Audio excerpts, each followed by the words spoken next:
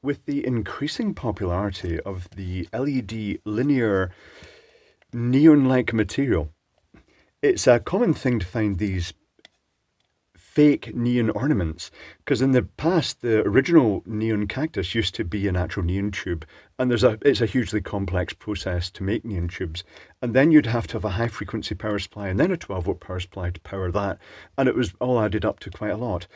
And now we have these very simple units that are very cheap. I mean, this one came from Poundland. It cost £5, and it's an absolute bargain for that price. And I was wondering, since this is powered by batteries, would it be easy to actually convert it to USB? Because that would be quite useful for having them lit all the time. So for a start, this comes out, and as supplied in the shop, they were literally just stacked on the shelf, completely intact like this. I wonder if they actually buy them in flat packed like this, and then they just build them up in the shop and put them in the shelf. But this at the moment is running from 3 AA's, Eneloop AA's for poshness and the rechargeability. So let's see how easy this is going to be to convert it to run on a USB power supply, so we can just plug it in continuously, and also potentially modify it, make it brighter or dimmer depending on our needs. Hopefully this isn't making loud popping noises. So what do we have? We have a big resistor. We have a green, brown, gold. That's 5, 1 and a multiplier, which is actually a divider in this. So it's 5.1 ohms, quite a spicy, chunky resistor, but that is ideal. So what we can do here is, instead of, we can make it power from both the battery and the external USB power supply. Let's do that. So we'll start off, I'll get the soldering iron on, and I'll show you what I'm going to do.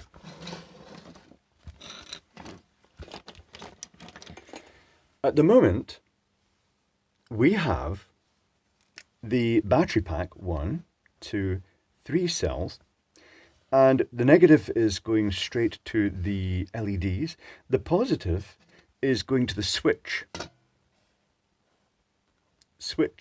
and then through that 5.1 ohm resistor, 5.1 ohm, and then it's going to the contact points for the large LED array. Now these LEDs, I wonder if it's just a parallel LED array or if they've got resistors as well. This thing probably comes apart. Oh, it does come apart. And it's connected at one end. And I see it's the type of the little bus bar wires going down it. I wonder if it's got resistors in there as well. The only way I can really find that out is to slit it open. So let's do that. I shall slit it open. Oh, but before I do this, I've been distracted. What I'm going to suggest doing here is we could power this from both an external USB supply, USB, so the negative will go straight to the bottom here, and the positive will go via a diode to this, but also I'll have to put a diode. If we want to keep the battery pack in use, we'll have to add a diode there as well. And the diode I'm going to suggest is a 1N4007. It is the generic diode. If you just need to have one diode in your entire component stock, the 1N4007 is a standard silicon diode rated for 1000 volts. It's the universal 1 amp diode. Right, let's zoom back out. And we shall see what we can do here. I was going to slit this. Let's start by slitting it and just taking a look. This is me just doing this to see what's inside here. Let's see if I can burst the LED off the bottom here. Cut to your chum and not your thumb. In my case, I'm cutting to my thumb, but that's all right. What's the worst could happen? No, it's just, there's no resistors, it's just the LEDs and a big parallel array. It is the raw green LEDs, it's not phosphor based. Okay, that can stuff back in. So this is just a big parallel string of LEDs. This frame, by the way, it's a standard size of frame, so you could use any LED tape in that, including 12 volt. Although the 12 volt, you can only cut it per inch. This allows you to cut it in smaller multiples. So you might have to just shuffle it and cheat it round corners a bit to cheat that extra bit to make it fit if you want to convert it to 12 volt use. That gives you, well, I was going to say it gives you a wider range of colours. The availability of the USB or the standard 3-volt LED strip is very common now. Okay, so this is going to go in around this way. So I want to make a hole for the USB cable here. So I'll just make a dot to remind me of that. And it's going to be around about here. Okay. And the USB cable I'm going to use is a typical generic dollar store, pound shop, mobile wizard. And in this case it's a lightning cable. But the only reason I chose the lightning cable, well, I just chose any cable. It doesn't matter. I'm going to cut the plug off the end of it. So let's investigate this and see how straightforward it's going to be. Is it going to be easy to strip? So I don't need that bit. So it comes off. And I've got a wire stripper here, which I shall use in progressively, what's the size? Is it going to fit in there? No, I might have to go there. This is where, when I strip it, it actually pulls the insulation off all the wires inside. That happens. Now, there are 4 wires. Red is supposedly positive, but never trust that. Check it. Black is negative, and the green and white are not needed. So what I'm actually going to do, I'm going to pull them out a bit. And then I'm going to cut them at slightly different lengths and then let them go back in. Like this. And that will just tuck them in out the way. They're the data wires, they're not needed. What size is this? What size of drill am I going to need? It's 3.1 millimeter. I just so happen to have, and my standard drill is 3 millimeter. The Ryobi always has the 3 millimeter drill bit in it. So let's get the neon unplugged from this again and see if I can drill a hole right through my hand in the process of doing this. I think I'm going to need to make that a bit wider, so I'm going to use primitive techniques to do that, called getting a screwdriver and shoving it in. So now that hole's there, I shall work this in, try not to break it in the process. That should be good enough. Is the cable going to go through that? Yes, it is. This could be held in place with a little cable tie. I happen to have a cable tie here that I had there for a completely different reason. Now, this would have been better if I had made this longer. I should have stripped more off this. But the only way to find out is to start the project and then see what goes on. So now I shall strip it a bit more for extra room. Although I've got the diode, come to think of it.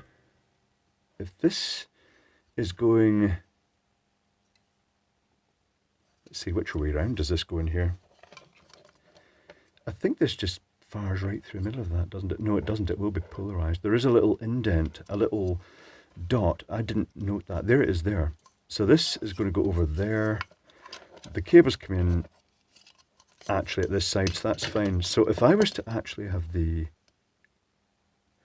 black connected to there, I could just use the diode going up to here. Right, that's fine. That is fine. Just ignore my ramblings. Let's just use it at that.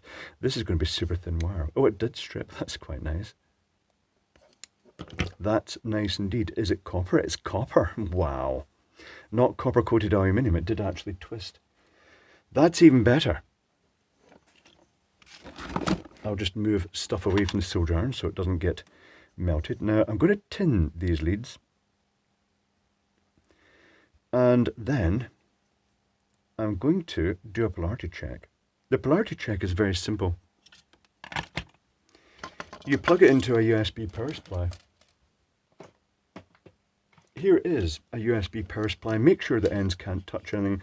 Plug it into a power supply that is always active and get a meter. Set it to a suitable voltage. This is usually set to 20 volts or continuity, but in this case 20 volts is perfect. Put the red to the red, the black to the black, and it should say roughly 5 volts. It does. If it was said negative 5 volts, the polarity is wrong. In this case, the polarity is correct. This is nice. What a treat. Thinking of all the things I've blown up in the early days by thinking that red was red and, you know, positive, and black was negative, it didn't always turn out that way. So I don't know how much room I've got in here, but I shall flow some fresh lead-based solder onto here. And then I shall put on my negative. I'll put it on this way around so it's a maximum length. Now the battery pack will be putting out about 4.5 volts. The USB is putting out roughly 5 volts. The diode will drop that by roughly 0.6 to 1 volt. Now this is where it might be actually advantageous to have a bit of sleeving. I will add a bit of sleeving. I don't think it's needed so much here. I will add a bit there though. Heat shrink sleeving. It's worth getting the multi-packs of the different sizes. It's useful. It doesn't have to be heat shrink sleeving in this instance. You could use just about any sleeving. So the band is going to be pointing towards this connection here. This isn't going to work. I'm going to actually have to go down to the switch, haven't I? No, that's all right. I can do this. I can do this. I can take the positive connection off here. I'll zoom down a bit. So I've taken the positive connection off and I shall put a diode on there because I want to make it battery and USB compatible. So I shall, actually I'm going to point the diode down this way. Yep, I'm just making things up as I go along. Does it show? This is how projects happen. So I'm going to tin the end of the diode. So the band is pointing away from the positive terminal of the battery. And I'll add some more solder to that because they've been really skimpy. They've used the absolute minimum they could, as they do. Right, so that is soldered on there. Give it a second to cool. And now I'm going to solder the other band. The other diode, I'm going to put the band towards that. So both the positives are pointing in to the where this positive wire is going to go off via the switch. Technically speaking, it doesn't really need the switch. Is this wire going to be big enough? Yes, it is. Nice. Nice. Happy little accidents. Sometimes there are unhappy little accidents. Bob Ross probably never mentioned those ones.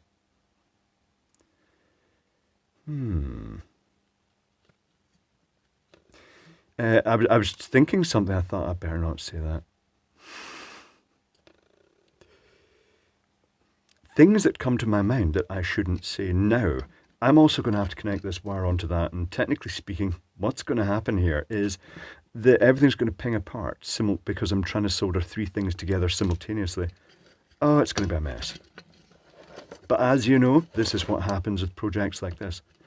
So I'm going to lay this across here and then reflow that, and the diode will immediately fall off. That's correct. It's what's going to happen. So I'll try and position this wire so it's kind of just holding itself in place, but it is very, very thin. This is going to be such a mess. It's going to be a mess. It's fine. Everything's going to be fine. This is very, very fumbly. I wonder if I should just use a new bit of wire. Anyway, I'll put this on here and that diode will immediately fall off. Yes, it's fallen off. Oh no, it kind of splooged. It kind of stuck and came back up again. That's fine. I got lucky. And I shall crop this one down. And I shall tin that and then pop the positive lead onto this. So now the switch, which is breaking the positive to the neon type of material, it is now effectively being fed by 2 diodes, one from the battery pack and one from the USB. It means that the batteries will now be dropping a bit of voltage through that diode. It means it will be dimmer than it was before. We can check the voltage. We can check the current. This is pretty much ready to go back in. That was fairly straightforward, wasn't it? I shall put a cable tie around this. I might even just tuck it over there and put the cable tie there. Watch we put so much strain that it breaks. Pull the solder connection right off it.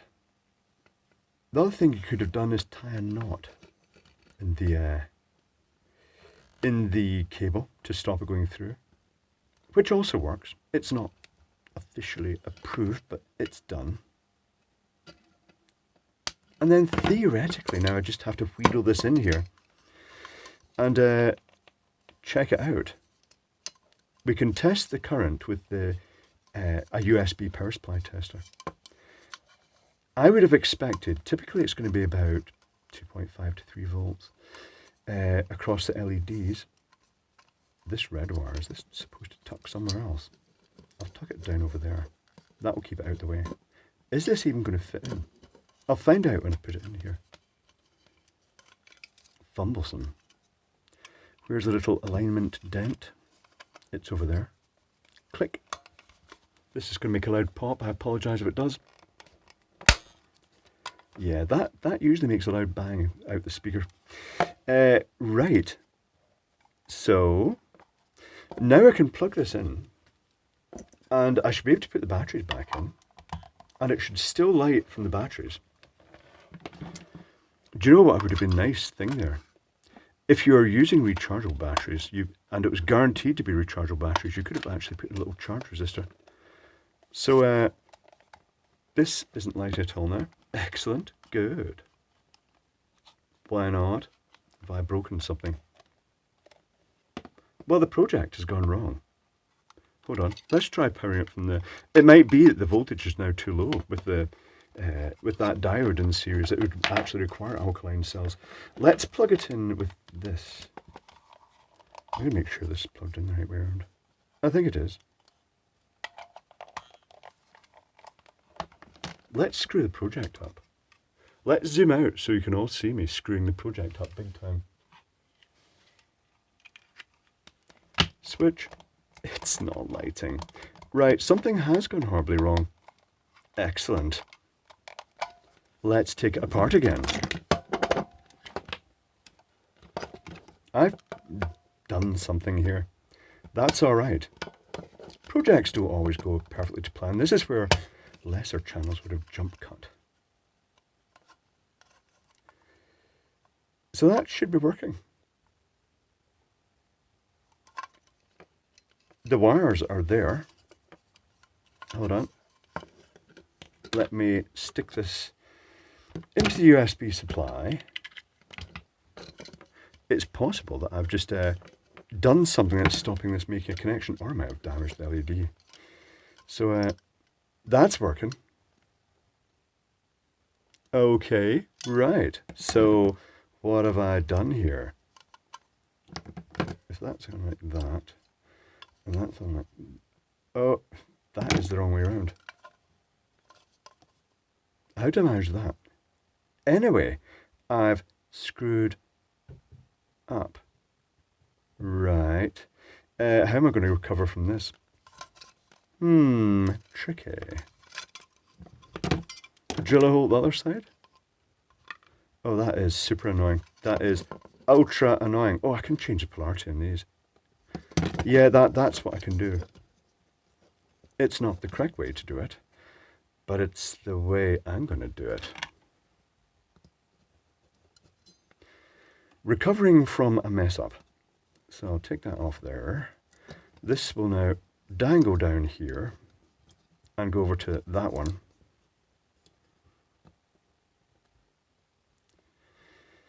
And this can go here. Maybe that little indent was the wrong side. I'm not really sure. There's a tapping on the roof here. That's either a bird. I think it's probably a bird because two things like hanging about my flat roof. Birds and cats for some reason. The cats are very loud. They make a loud thud when they land on it and then they run about on the roof. That's what they do. Pesky mogs. But adorable as well. Right, that resistor, is it going to get super hot? Is it going to melt the plastic? We'll find out. We can calculate the drop across it. So if I put this in now, BigClive.com, making you feel good about your own screw-ups. Right, is this going to work? Yes, right. So is this going to work with the batteries as well? Which will take over when I unplug the USB. The one with the highest voltage, when you get the two diodes like that, The one with the highest voltage wins.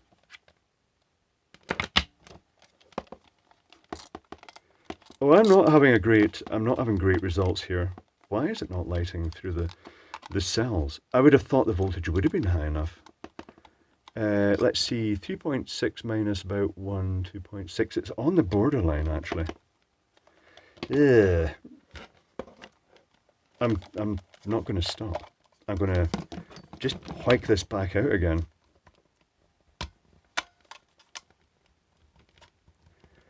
Maybe I should have not done this project last thing at night. Maybe I should have done it when I was wide awake instead of like half asleep. Now this doesn't want to come out.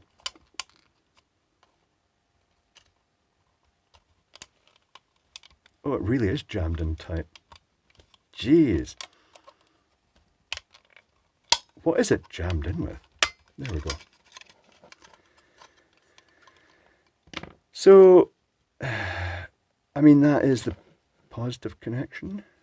No, it's the negative connection. Oh, of course. Red doesn't mean positive in China. Okay, 1 moment please. Right, we're back in action again. Since this is apparently negative and not positive, I've turned all the connections around. We're going to have to pretend this wire's black. Hold on, I'll get a Sharpie and make it black. There we go, it's black now, because that's negative and not positive. How annoying. Let's just use a random colour. That's what they do. And I should know that by now, surely. I don't even learn from my own channel. Such a terrible thing. Anyway, now I've turned the diodes round. Now the common for the unswitched side, well, is the positive. And the negative is going to the diode. And the diodes are now facing out the way instead of in the way. Easy enough. I mean, it might not work still, but we'll find out. How frustrating. Right. So let's put the batteries back in and just do a quick check just before I clip it all back together. So I shall pop the batteries in, and it would have been quite nice to actually have a self-recharging of the nickel metal hydride cells inside, just a trickle charger. But it would have been a frivolous extra, right? Tell you what, which way round does this go? Does it go around that way? That way. So it's now powering off the batteries at the moment. That's quite good, and it should power off the USB but not feed into the batteries. It's now powering off the USB. Excellent. This is also when I could actually measure the voltage across this resistor, and we could calculate the current directly. And check the voltage. So let's bring in the Fluke, because it happens to have crocodile clips on it already. Nice. It's bigger, it's bolder, it's rougher, it's tougher. In other words, sucker, there is no other. So this is a positive. This is the negative, and we're going across the resistor here, and the voltage across the resistor will give us an indication of the current through it. So I'm now going to bang this neon on here, and it says it's 1.3. I equals V over R. So that's 1.3 divided by the 5.1 resistor is 250 milliamps times 1.3. Dissipation just over a quarter of a watt with this resistor, but within its rating it looks like a half watt resistor. That's fine.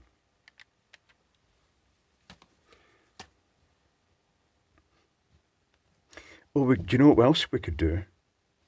We could find out, so that's the 1.3, right, with the USB power supply, but with the nickel metal hydride cells, that should drop when I unplug this. So it's dropped 0.6. So say just over 100 milliamps with the batteries. That's fine. So now I shall pop this off.